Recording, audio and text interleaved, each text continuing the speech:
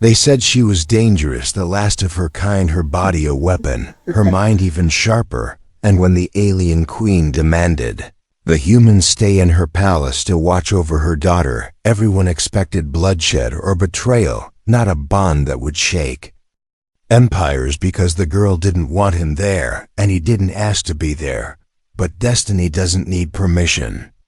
The human's name was Yalin, and he never asked to be brought before the Empress of the Varelian Dominion, but when his transport ship was seized and scanned and his record revealed he had once served as a peacekeeper on the border colonies, they dragged him in chains to the violet halls of glass and stone, and the queen, with skin like living crystal, looked down at him with eyes that saw too much and said, "You will live with my daughter, and that is not a request," and he wanted to ask why.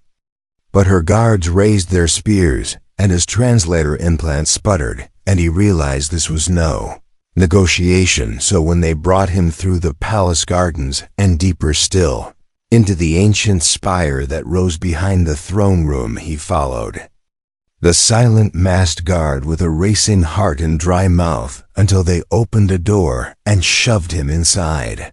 And the air changed. It was too warm, too perfumed, and the light was soft and gold, like it wasn't coming from any one place. And standing at the far end of the room, surrounded by floating datapads and shimmering drapes, was a girl who didn't look at him but said, "So you're the human?" And he started to answer, but she turned and he froze, because her eyes were not just violet, they burned, and her voice was quiet but sharp, like broken glass, and she said, "Don't touch anything, don't talk to me, and don't think this means anything." And for the next day he stayed near the back wall where the cushions were cold, and he didn't eat much, and she ignored him, except when she gave orders like turn down the temperature or move out of the light, and he obeyed. Because what else could he do? This wasn't Earth. This wasn't even a treaty station.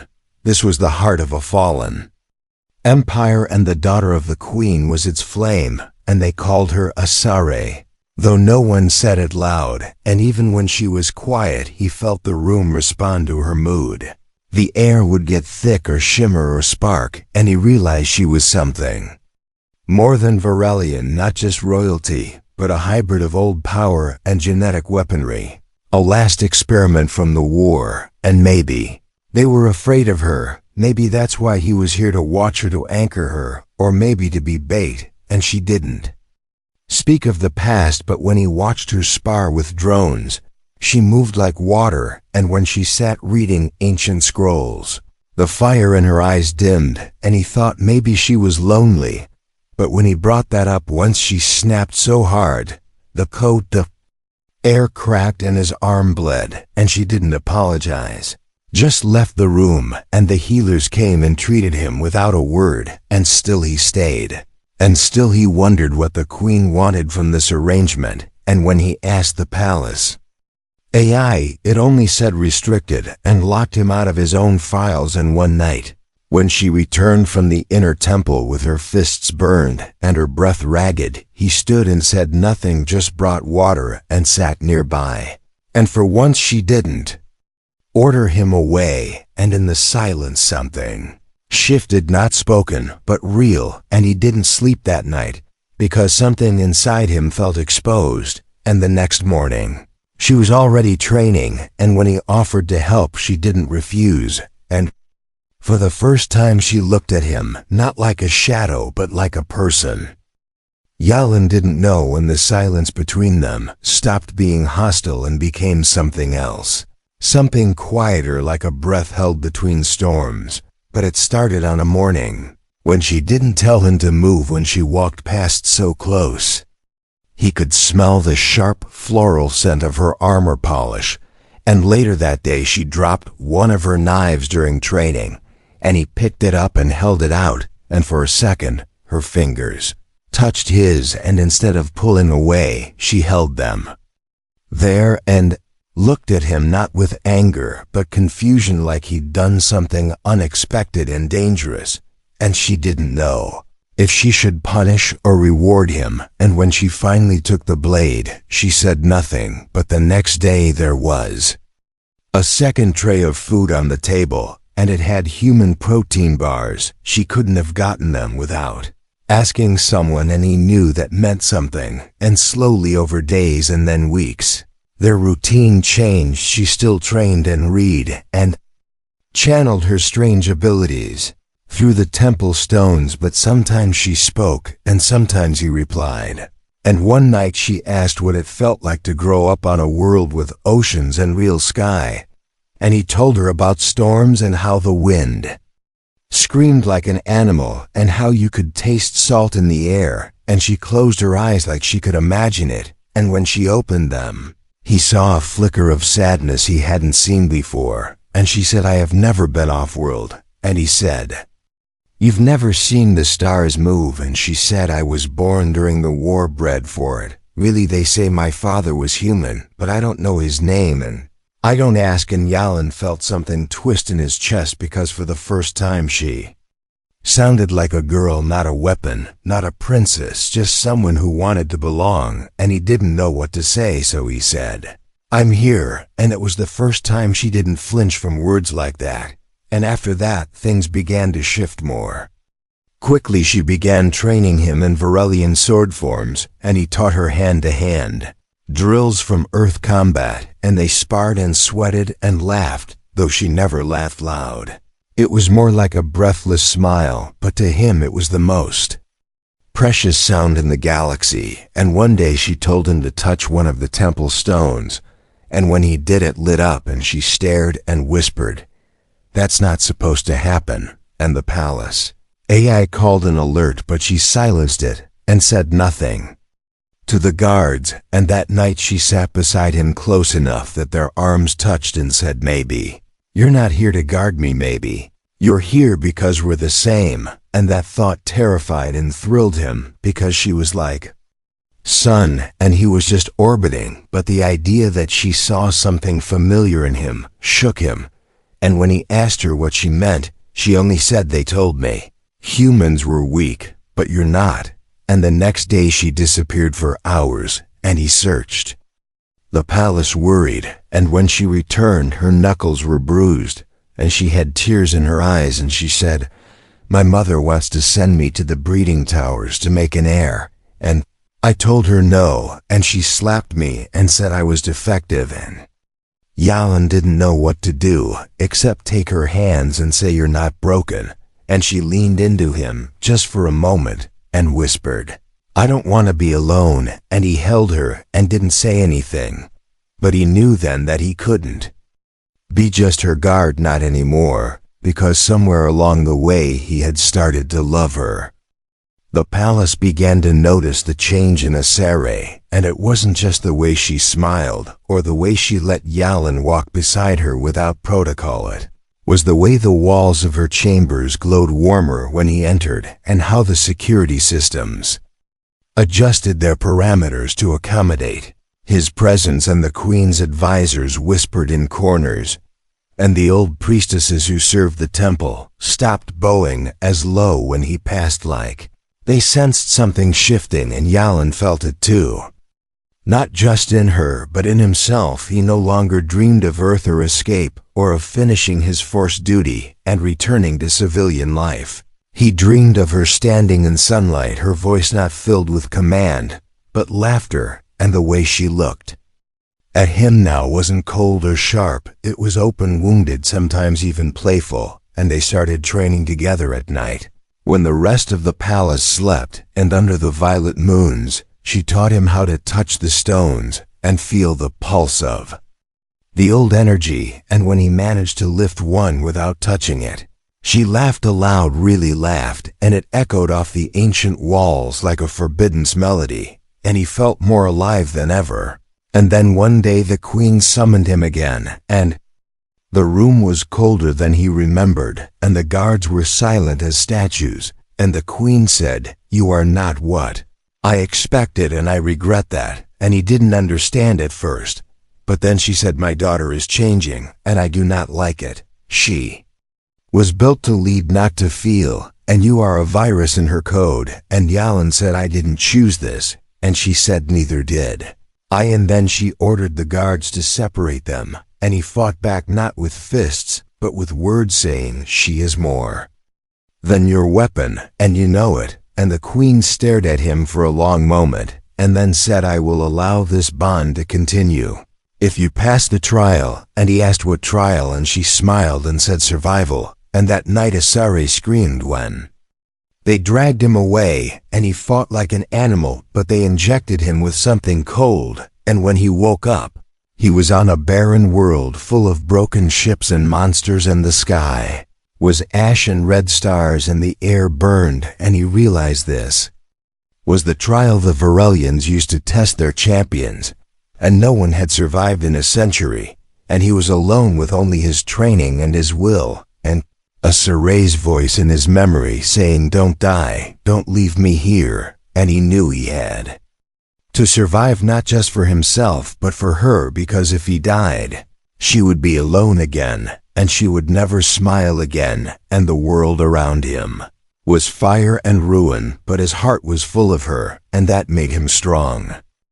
The trial world was a graveyard of ancient wars machines torn open, like carcasses, vines that bled, and metal storms that screamed. And each day he walked further from the crash site, searching for shelter, food, answers. And every night the dreams came of her eyes, her voice, her hand in his, the way she had said, I don't want to be alone. And he used that to keep moving, to keep breathing and fighting. And the things on the planet were not natural twisted beasts from 1,000 genetic experiments, left to rot and evolve, and he killed them with scavenged blades, and once with a sharp piece of starship plating. And when he was hurt, he found a med bay in a fallen cruiser, and patched himself up and counted the days by the pulses of the dead moons overhead. And then on the 12th day, he found the altar, a glowing spire of black stone humming with power, and when he touched it, something inside him unlocked, and he saw her not in memory, but in real time. She was in her chamber crying, and he called her name, and she looked up like she heard, and he realized the bond was real. The temple had connected them, and maybe they were more than just guard and princess, maybe something older, deeper. And he screamed into the stone, I will come back. And it lit up, and the world cracked, and a path opened, and he ran through it, not caring if it was a trap. And when he emerged, he was back in the throne room, kneeling before the queen, and she said, you should have died. And he said, I didn't. She said, then, maybe you are worthy. And Asari ran into the room and wrapped her arms around him, and everyone stared, but the queen only watched and didn't stop her. And from that day the bond was no longer a secret. The moment Asare's arms wrapped around Yalin, something in the room changed, as if the very air was holding its breath, and the glow from the temple stones along the walls pulsed slowly, like a heartbeat, in sync with the pair standing in the center of a court that had once been carved for war, not for love. And the queen said nothing, but her gaze was heavy and unreadable, as her daughter clung to the human she had once treated like an unwanted shadow. And Yalin felt the warmth of her cheek against his chest, and her fingers tightening as if she were afraid he would disappear again. And though the guards and the advisors and the high priestesses all stared, none dared to speak first until the AI voice that monitored the palace systems whispered, trial completed. And then the queen said, let him speak. And Yalin raised his head and told them everything, not just about the monsters or the altar, but the bond that allowed him to see Asare, feel her voice in his soul, and how the stone had reacted to his human blood in her Varelian spark. And when he finished, there was silence, long and dangerous. And the queen said it was not supposed to be this way. And he replied, maybe. Nothing ever is. And for a moment, it looked like she might give the order for his execution. But then she stood and said, my daughter will be tested again. And if you are truly bonded, then you must share her burden. And Asare asked, what do you mean? And the queen turned away and said, you will leave this palace together, you will go to the outer colonies where rebellion stirs and chaos grows, and you will restore order as one. And if you fail, the galaxy will forget you. And Saray stared in disbelief because the outer colonies were wild, broken lands where the Empire had little power, and Yalin reached for her hand and said, "We'll go." And she looked at him and said, "I don't want to lose you again." And he said, "Then stay with me always." And she nodded, and for the next 3 days the palace prepared them with supplies and cloaks and weapons and encrypted data chips, and at night they sat on the rooftop garden watching the stars slowly spin. And she told him of her dreams, how she wanted to one day see real oceans and touch the soil of a world not built by engineers. And he told her about his sister on Mars, who raised bees in glass domes, and how he used to fall asleep to the sound of wings. And they laughed, and she touched his face for the first time, not out of curiosity or anger, but tenderness, and he leaned in and kissed her, and the glow of the garden lights bathed them in soft blue, and for once everything felt still and perfect. And then the ship came, a small fast craft, cloaked and unmarked, and the Queen herself stood at the gate and said, "Go and don't come back unless you're more than you are." And Saray didn't bow, but she said, "Goodbye, mother," and the Queen didn't smile, but she said, "Bring him back or don't come back at all." And then they left the palace that had shaped them and entered the stars with no escort, no army, just the two of them, and a mission that would have crushed most fleets. And when they landed on the outer colony, called Varos 9, they were greeted by ruins and fire and the sound of distant explosions, and the people there were afraid of everything, afraid of soldiers, afraid of silence, afraid of promises. And when they saw the Varelian crust, they raised weapons, but when they saw the human and the princess standing side by side, they hesitated. And Saray stepped forward and said, "I am not my mother, and this is not a conquest." And when someone shouted, "Liar," Yalin raised his hand and said, "Then let me speak for her." And he spoke not as a warrior or emissary, but as a man who had bled and suffered and found something worth holding on to. And he told them of his bond and how Saray had chosen not to be a weapon. And slowly the crowd lowered their guns, and an old woman came forward and said, "We have not had peace in 20 years. Maybe you two are cursed, or maybe you are our last hope." And they began to rebuild, not with machines, but with hands and words. And Saray showed the children how to bend light, and Yalin repaired water systems, and together they brought order. And where there had been fear, there was now cautious hope. And at night they slept side by side, under broken ceilings and falling stars. And sometimes she would wake from nightmares, and he would hold her and whisper, "I'm here." And sometimes he would wake from memories, and she would kiss his chest and say, "You are not alone." And slowly they became more than a bond, more than a pair. They became legend. Peace was never meant to last in a place like Varos 9. Not because the people were bad or the soil was cursed, but because too many powers wanted to control it, and too many old wounds had never healed. And though Saray and Yalin worked every day to bring calm to the settlement, and though they built trust and taught the young to read and the old to defend, and though the stars above the colony no longer echoed with raids and sirens, the shadow of war returned as it always did. It began with rumors that the Queen was dying, that the Varelian throne was about to fracture, that factions within the court wanted Saray back, not as a daughter, but as a figurehead, a tool, a weapon. And Yalin heard whispers in the marketplace of bounty hunters and assassins. And then came the drone crash one night over the mountain pass, and inside its wreckage was a message, a private encrypted command from the Queen herself. Her voice was weak, her breath labored, and she said, "Saray, my time ends soon. I did not birth you to love a human. I beg you to survive. If you do not return, the throne will fall to those who have no soul, and the girl I raised to be fire will be snuffed out in the dark." And the message ended with a flash of red light and static, and Asare sat in silence for a long time after, and then she said, "I should go," and Yalan said, "If you go, I go," and she shook her head and said, "No, they'll never accept you," and he said, "I don't need them to accept me. I need you to come back." And she looked at him with such pain and love and fear, and said, "I was made to be their weapon.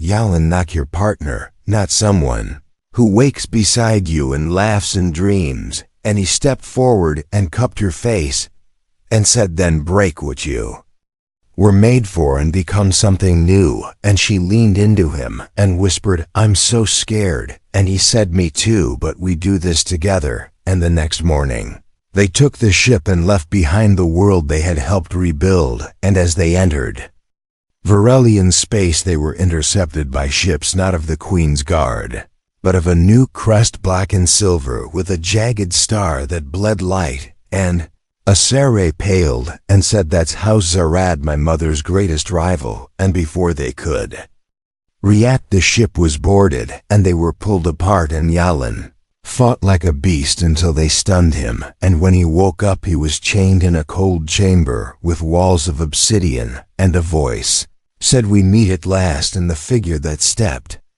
into the light was tall and narrow, and wore armor like woven glass, and her eyes were black and empty. And she said, "I am Lady Rena of House Zarad, and your bond with the lost daughter has become a problem. See, the throne is crumbling, and I intend to take it, and your princess is the last piece I need." And Yalan spat blood and said, "You'll never break her." And Rena smiled and said, "I don't have to. She will come to me willingly when she sees what I've done to you." And the walls shifted and lit up, and he saw Asare on the other side, in a matching cell, reaching for him, screaming. But there was no sound, only the echo of her fury and her fear, and for days they were held apart, only allowed to see each other through glowing walls that dimmed when they touched, and the guards mocked them, and the air was poisoned, just enough to make them weak, but not enough to kill. And Yalan grew thinner, and Asare grew sharper, and then one night the walls went dark, and the guards came and took her away, and Yalan screamed until his throat bled, and then there was only silence and cold, and days passed, or maybe weeks, and he began to forget what sunlight felt like, until the cell doors blew open, and light poured in, and there she was, covered in soot. Her armor cracked, her hands bloodied, her eyes burning brighter than ever, and she said, "I told them no, and I burned their temple, and I killed Rena, and I came for you." And he stood with shaking legs, and she caught him and kissed him and said, "I will never leave you again." And together they ran through fire and broken corridors until they reached the ship, and as alarms screamed and walls fell, they blasted into the sky. And as they flew back to the palace where the queen lay dying, Yalan held her and said, "You're not what they made you, you're what you chose to be." And she said then, "I choose you again, and again, and again." And when they reached the throne world, the gates opened, and the palace burned with morning flames, and the queen lay on her final bed, and Asare knelt and said, "I am not your weapon, I am your daughter." And the queen smiled with tired eyes and said, "Then rule not with fire, but with heart." And she died as the dawn rose and the city bowed. And the I voice said, "The bloodline continues." And Yalan took her hand and said, "What now?" And Asare said, "Now we begin again." The throne room no longer felt like a cage, it felt like a storm waiting to be shaped. And as Asare stepped forward, not as a daughter, not as a weapon, not as a rumor, but as a ruler, the very stones beneath her feet hummed with ancient energy, and the temple lights along the curved ceiling bloomed one by one in shades of gold and white and deep violet, and all across the great city, the towers that had once pulsed with fear now glowed with the memory of her name. And Yalan stood beside her, Not in armor, not in shadow, but in light, and though the advisors lined the walls and the generals whispered, and the elder priestesses watched with expressions carved from centuries of silence, none of them spoke because something in their bones told them this moment would be carved into the blood of history. And when Asere turned and took Jalen's hand, they did not bow, they did not resist, they simply waited to hear what she would say. And she looked out across the assembled and said, "I was not raised to lead, I was bred to conquer. I was told emotions were weakness. I was told love was a chain, and I believed them until I met someone who broke every law of my bloodline and taught me the one thing none of you dared speak, that connection is not weakness, that trust is not surrender, and that loyalty is born not in fear but in choice. And I choose him, and I choose this, and I will lead not as my mother did, but as myself. And if you will follow me, then follow me with truth, not fear. And if you won't, then leave now, because I will not chain this empire in silence anymore." And for a moment, there was only breathless silence, and then one voice from the back cried, "Long may she rise," and then another shouted, "Long may she reign." And slowly the crowd knelt one by one until only she and Yalen stood in the light of the twin suns poured through the great crystal arch behind the throne and touched her skin. And in that moment, she was more than royal, more than Varelian. She was a symbol of something new, something forged in defiance and lit by love. And over the next days, the coronation swept through the stars. Like wildfire, worlds that had once hidden in fear sent messages of hope. Colonies that had split from the Dominion asked to return, and the name Asere began to echo, not as a threat, but as a promise. And Yalen remained at her side, not as her bodyguard, not as her consort, but as her anchor, her equal, and her heart. And though many challenged their bond, though many said a human could not stand on the throne worlds, they did not understand that he had already stood in fire for her, that he had bled and burned and been broken, and still reached for her hand. And when she touched his face in public, for the first time the entire court fell silent, and then burst into cheers, because they saw what even the stars now knew, that this was not a story of war. It was a story of change and love and balance. And they ruled together across cycles and storms, and in time they visited the ocean world he once described to her. And she stood on the shore, barefoot and gasping, and said, "It's more beautiful than I imagined." And he laughed and said, "So are you." And she kissed him with the salt wind in her hair and said, "I still hear you in my mind." And he said, "Good, because I still dream of you." And one night, when the skies above the palace were full of comets and quiet, she whispered, "I used to believe I was alone, even surrounded by power, and now I know I never was." And he wrapped his arms around her and said, "You never will be again." And in the years that followed, their story became legend, whispered to soldiers on dark stations and to children under fractured domes. They said the princess who once burned with anger found peace with a human's touch, and that peace burned brighter than any war ever could. And they said, if you ever feel lost, look to the stars, because somewhere out there a queen and her humans still walk side by side, and their love still echoes through the galaxy. If you believe humanity always finds a way, subscribe for more HFY sci-fi stories that prove it.